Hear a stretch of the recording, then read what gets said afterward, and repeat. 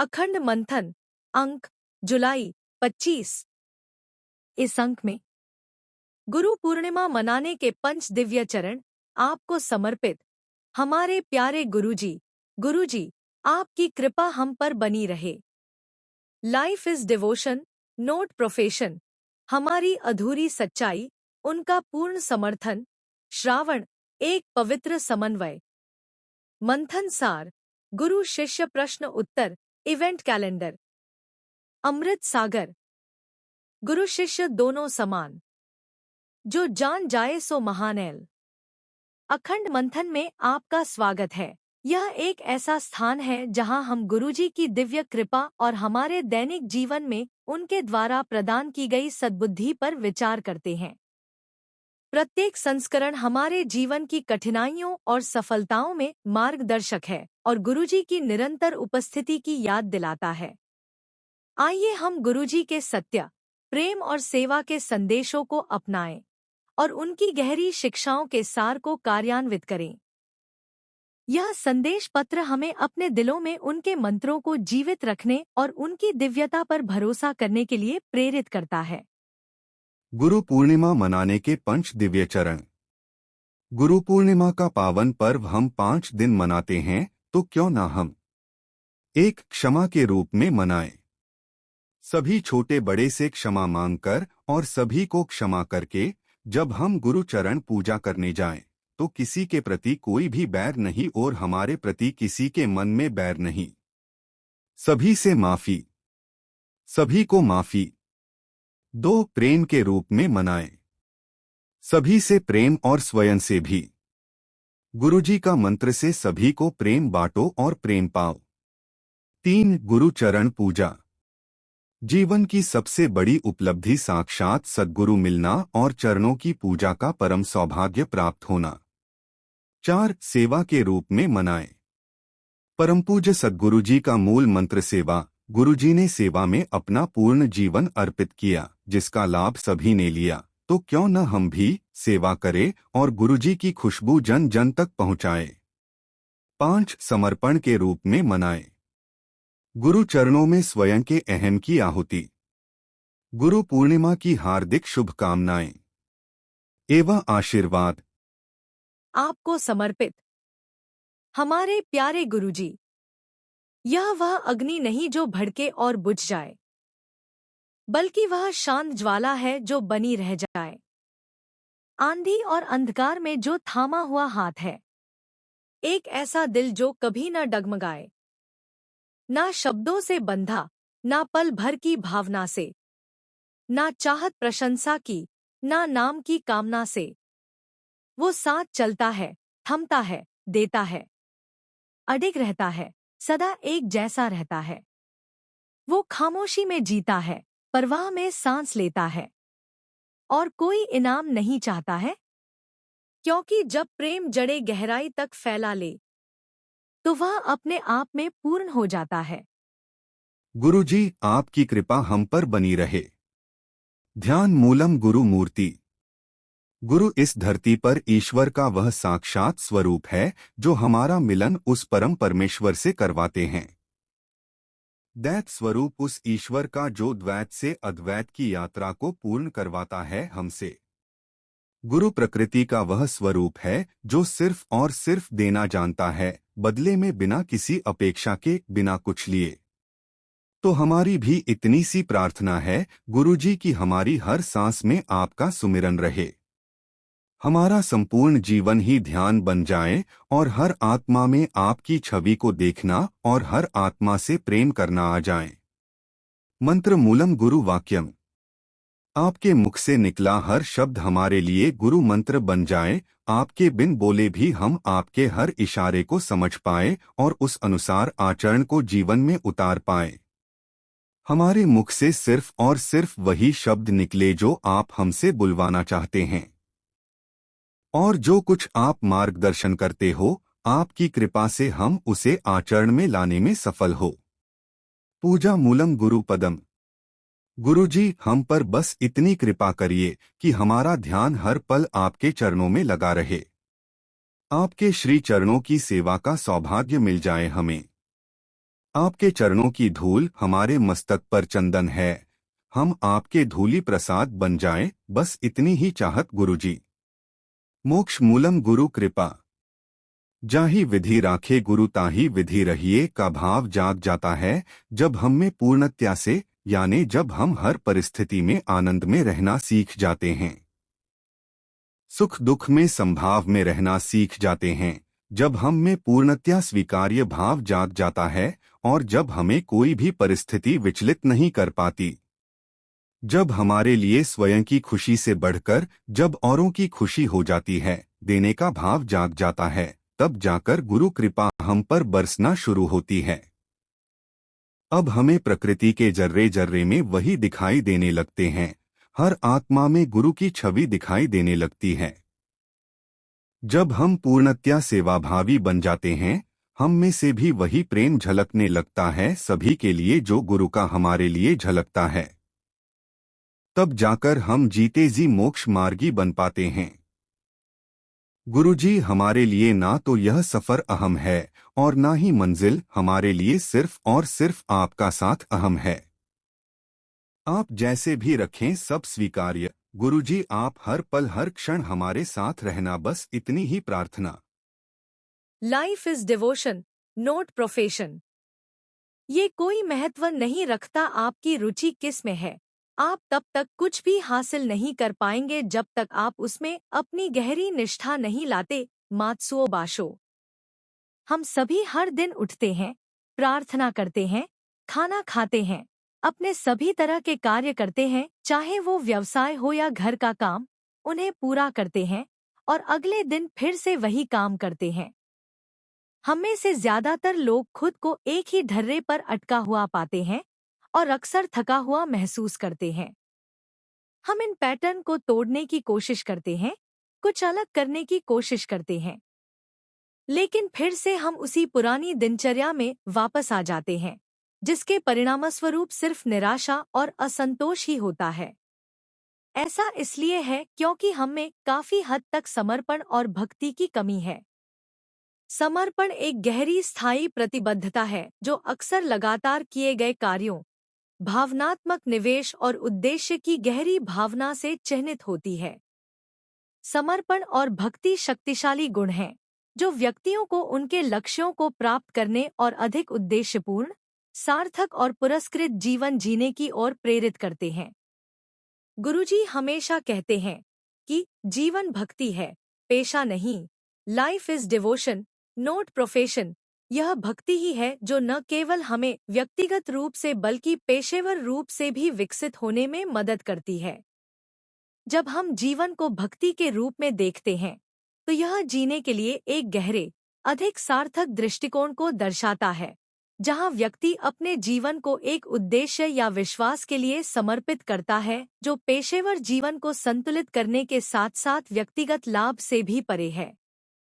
जबकि जब हम जीवन को एक पेशे के रूप में देखते हैं, तो हम केवल आय अर्जित करने और व्यावहारिक व्यक्तिगत लाभ के लिए चुने गए करियर पथ पर ध्यान केंद्रित करते हैं।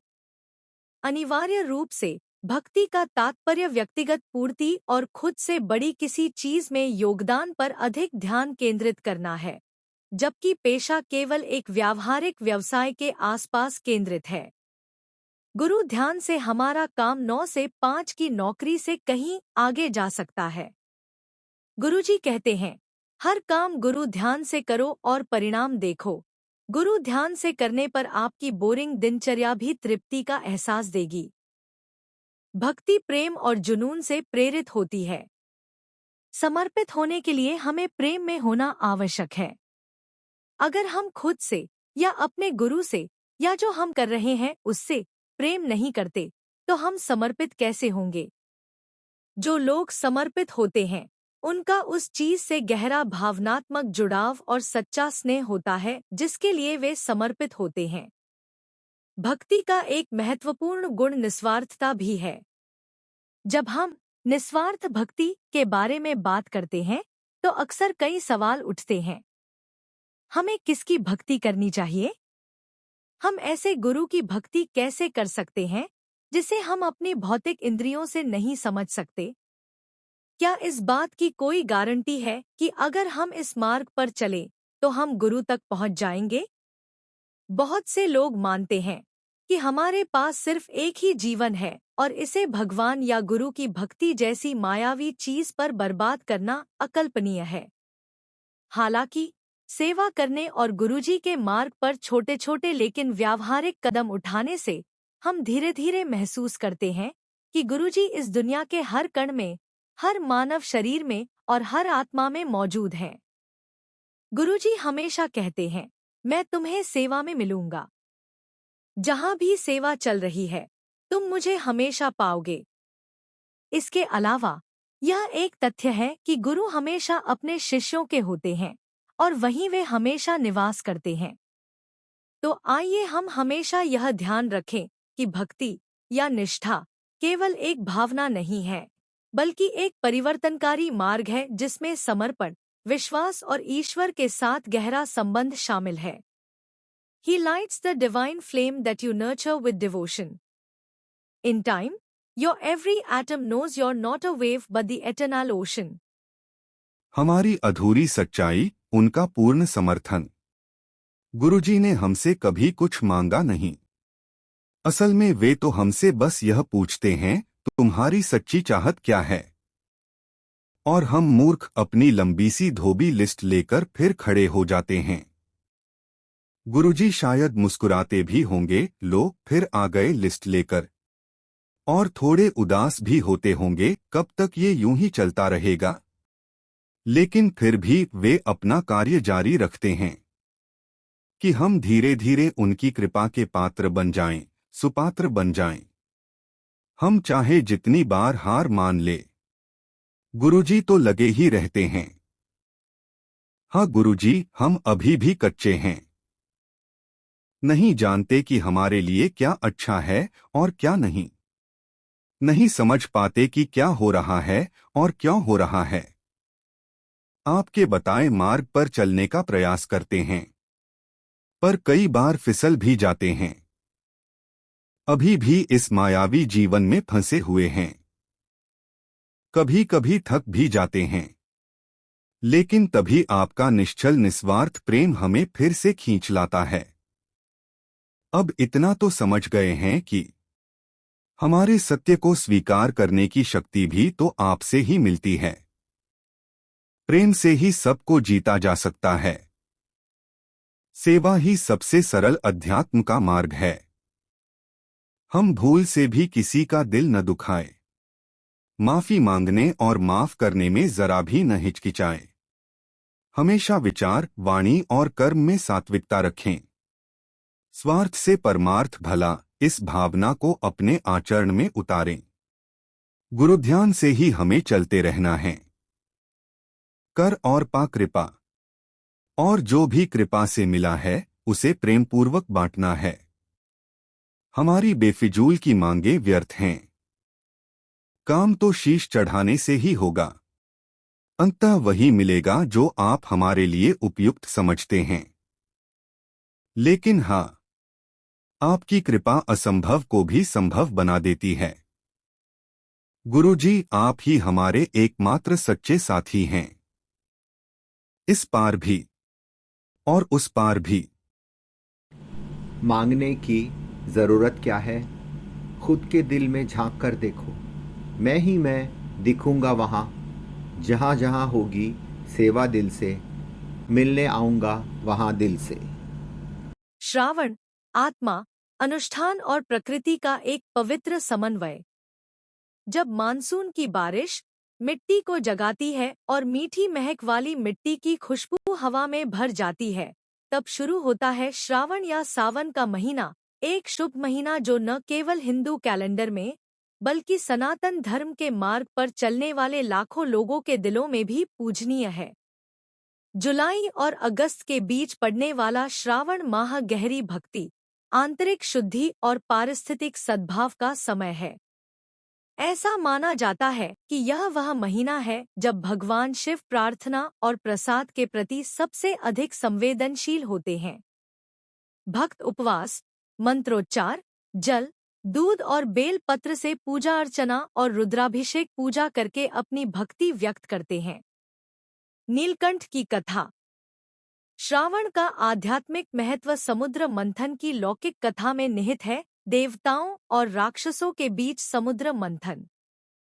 14 दिव्य खजानों के बीच एक घातक विष हलाहल भी उभरा, जिसने पूरी सृष्टि को खतरे में डाल दिया। भगवान शिव ने सर्वोच्च बलिदान के रूप में ब्रह्मांड को बचाने के लिए इस विष का सेवन किया, अपने गले में धारण किया, जिससे उन्हें नीलकंठ नाम मिला। इस विष से हुई तकलीफ और जलन को कम करने और उनका सम्मान करने के लिए भक्तों ने जल, दूध और पवित्र जड़ी बूटियां चढ़ाना शुरू कर दिया। यह अनुष्ठान आज भी जारी है। इस प्रकार श्रावण मास के दौरान शिव भगवान की पूजा है, जो हमेशा अपने अनुयायियों को सभी खतरों और बीमारियों से बचाते हैं और उन्हें अच्छे स्वास्थ्य और सौभाग्य का आशीर्वाद देते हैं। पार्वती की तपस्या। किंवदंती यह भी कहती है कि दक्ष की पुत्री, जिन्होंने अपने प्राण त्याग दिए थे, ने पार्वती के रूप में पुनर्जन्म लिया था। पार्वती ने भगवान शिव को पाने के लिए कठोर तपस्या की थी। भगवान शिव उनकी तपस्या से प्रसन्न हुए और उनकी मनोकामना पूर्ण हुई, इसलिए भी इस महीने का विशेष महत्व है। श्रावण सोमवार का महत्व। सोमवार का प्रतिनिधित्व चंद्रमा द्वारा किया जाता है, जो मन का प्रतीक है। चंद्रमा भगवान शिव के माथे पर विराजते हैं और भगवान शिव आध्यात्मिक साधकों और भक्तों के मन को अनुशासित करने के लिए जाने जाते हैं।